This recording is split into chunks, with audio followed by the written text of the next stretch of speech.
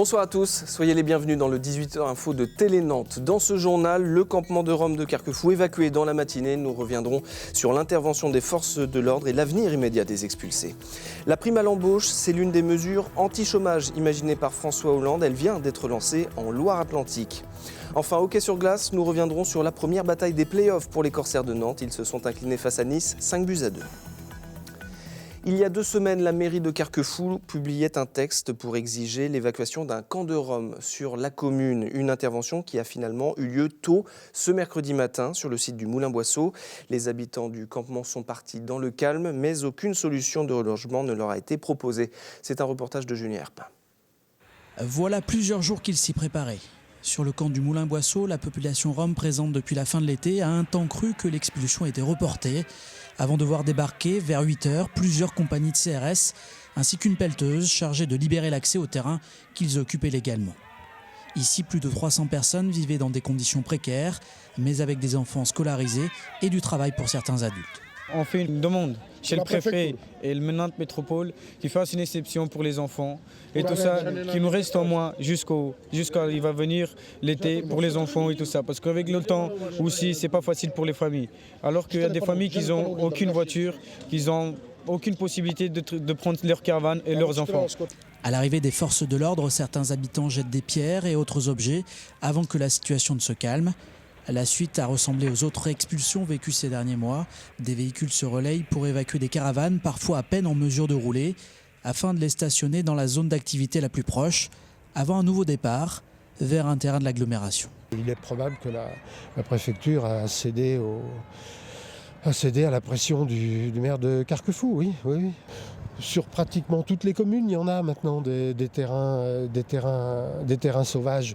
Alors, vous les refilez aux voisins, d'accord, mais l'expulsion suivante, ils reviennent chez vous si vous êtes un élu d'une commune. Donc, bénéfice, je sais pas, montrer ses muscles, donner à la population l'illusion qu'on agit, probablement. Alors, voilà, il y a des maires qui peuvent déjà se préparer à protester vigoureusement, j'imagine. En fin de matinée, Saint-Herblain ou Rosé faisaient partie des destinations évoquées par les Roms. Un point de chute qu'ils savent, quoi qu'il en soit, temporaire. Et je vous propose d'écouter les explications du préfet qui pilotait cette intervention. Il est au micro d'Éric Egon.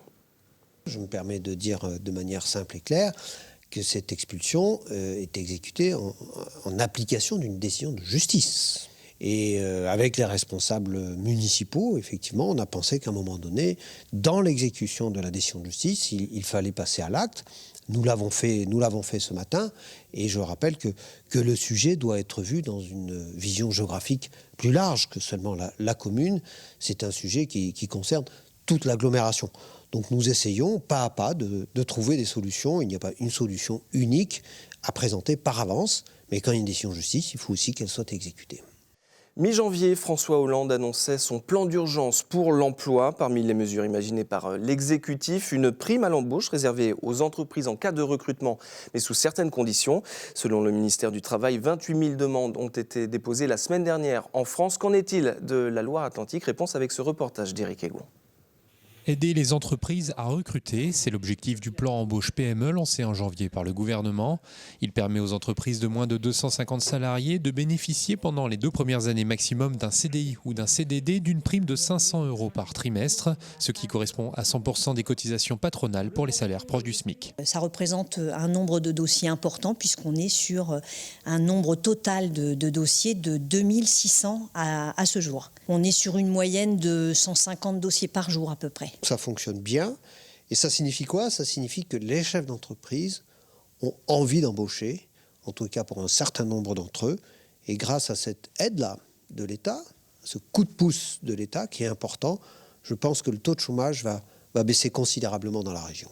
Côté syndicat, on considère cette mesure comme de la poudre aux yeux. Si on prend l'exemple du secteur industriel, qui est quand même le poumon d'une économie en règle générale, on a pu constater des destructions d'emplois de manière assez significative sur l'année dernière. On voit bien que cette politique est totalement inefficace. L'entreprise Atlantique Sécurité Conseil a déjà embauché 5 personnes par ce plan embauche PME. Pour elle, c'est un vrai coup de pouce. Ça nous aide forcément à prendre la décision d'embaucher, puisque ça finance finalement un mois et demi de salaire, quoi. Donc la période d'essai, la période d'apprentissage et la période de formation est financée par cette prime. Autre atout de ce plan embauche PME, sa simplicité. On s'inscrit en ligne, on envoie un relevé d'identité bancaire et la prime est versée chaque trimestre. La préfecture de Loire-Atlantique annonce l'arrivée de renforts dans les commissariats de police. À Nantes, 15 adjoints de sécurité vont être intégrés dès demain dans leur brigade. Ils seront 2 à Saint-Nazaire. Ces nouveaux ADS en Loire-Atlantique ne sont pas encore gardiens de la paix, précise la préfecture.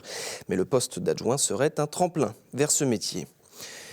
Si vous habitez le centre-ville de Saint-Nazaire et que votre appartement a plus de 30 ans, la Carène propose de cofinancer des travaux de rénovation chez vous. Ce dispositif vise à réhabiliter certains immeubles vétustes en accompagnant les propriétaires dans leur démarche. Comment en bénéficier? Qui est concerné? Réponse avec ce reportage d'Éric Egon. Pas d'ascenseur, isolation phonique et thermique vieillissante. Les immeubles construits à Saint-Nazaire après la guerre ont vieilli.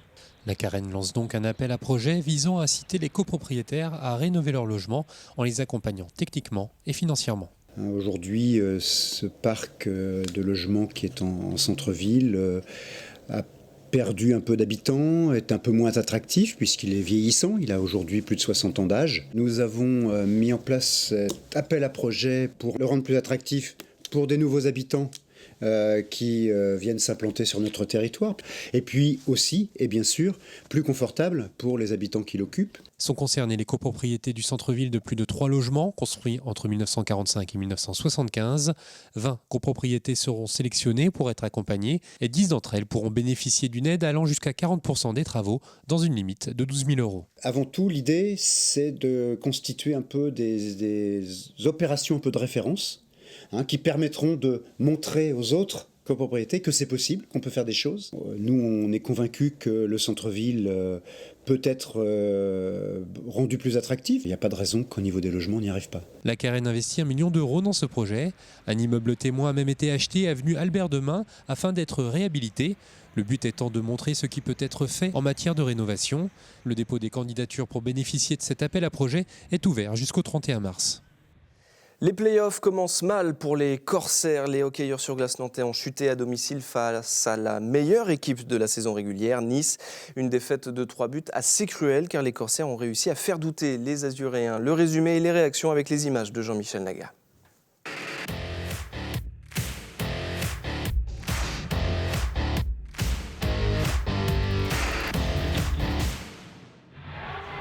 Sur ce dernier but inscrit dans la cage vide nantaise, Nice s'empare définitivement de cette première manche.